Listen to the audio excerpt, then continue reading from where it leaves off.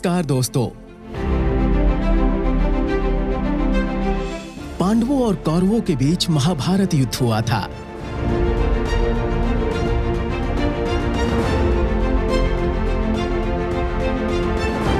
इस युद्ध में कई योद्धा वीर गति को प्राप्त हुए। धर्म और अधर्म की इस लड़ाई में कौरवों की हार हुई।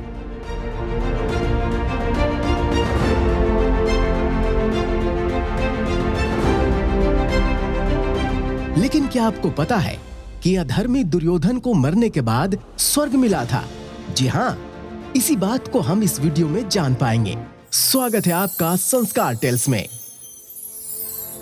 महाभारत के स्वर्गारोहण पर्व की कथा के अनुसार युधिष्ठिर ने महाभारत युद्ध जीतकर 36 साल हस्तिनापुर पर राज किया था। जब भगवान श्री कृष्ण अपनी देह का त्याग कर मृत्युलोक से अपने धाम चले गए, तो इसके बाद युधिष्ठिर को भी ज्ञान हुआ कि अब उनका भी पृथ्वी से चलने का समय आ चुका है। इसके बाद युधिष्ठिर परीक्षित को राज्य का सारा कार्यभार सौंपकर भाइयों और द्रौपदी के साथ स्वर्ग की ओर चल दिए। उन लोगों के साथ एक कुत्ता भी चलने लगा। फिर पांचों पांडव और द्रौपदी कई तीर्थों की यात्रा करते हुए हिमाचल पर्वत पर पहुंचे, जहां भगवान शिव ने उन लोगों को स्वर्ग जाने का मार्ग दिखाया। इस तरह सभी वहां से स्वर्ग की ओर बढ़ने लगे। इसी क्रम में सबसे पहले द्रौपदी, फिर नकुल सहदेव, उसके बाद अर्जुन और फिर भीम एक एक करके नीचे गिर गए। अंत में युधिष्ठिर और उनके साथ चल रहा कुत्ता सशरीर स्वर्ग के द्वार पर पहुंच गए, जहां धर्मराज ने कुत्ते को अंदर जाने से रोक दिया। तब युधिष्ठिर ने धर्मराज से कहा, भगवान, मैं इस कुत्ते के बिना स्वर्ग के अंदर नहीं जा सकता। इसके बाद वो कुत्ता, जो वास्तव में स्वयं धर्मराज ही थे, अपने वास्तविक रूप में आ गए। उसके बाद युधिष्ठिर सशरीर स्वर्ग पहुंचे।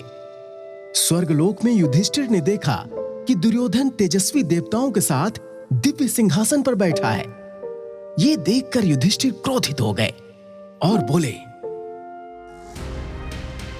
हे देवतागण, जिसके चलते हमने अपने रिश्तेदारों भाइयों का संहार कर डाला, जिसने हम लोगों को भारी कष्ट दिया, और अब उस लोभी अधर्मी दुर्योधन के साथ मुझे स्वर्ग में समय बिताना होगा?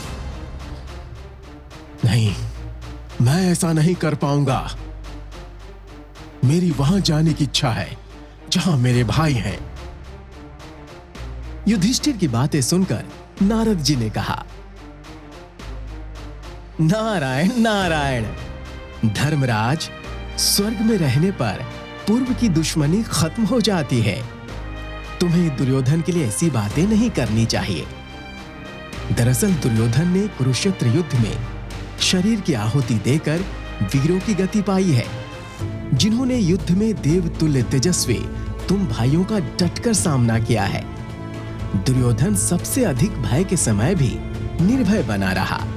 उसने क्षत्रिय धर्म के अनुसार तुमसे युद्ध किया और अधर्म का भागीदार होते हुए भी यहां पर है।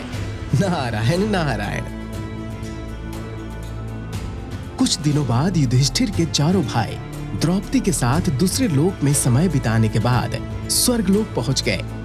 तब भीम ने युधिष्ठिर से पूछा कि भैया, दुर्योधन ने पूरी जिंदगी पाप किया था, फिर इसे स्वर्ग क्यों मिला? तब युधिष्ठिर ने उन्हें बताया कि अनुज, दुर्योधन का उद्देश्य अपने पूरे जीवन में एकदम स्पष्ट था। उसे ही पूरा करने के लिए उसने हर संभव काम किए। उसे बचपन से अच्छे संस्कार नहीं मिले, इसलिए वो सत्य का साथ नहीं दे पाया। मगर कितनी भी बाधाओं के बावजूद वो अपने मकसद पर कायम रहा। यही उसकी अच्छाई रही, जिसके चलते उसे सारे अधर्म के काम करने के बाद भी स्वर्ग मिला।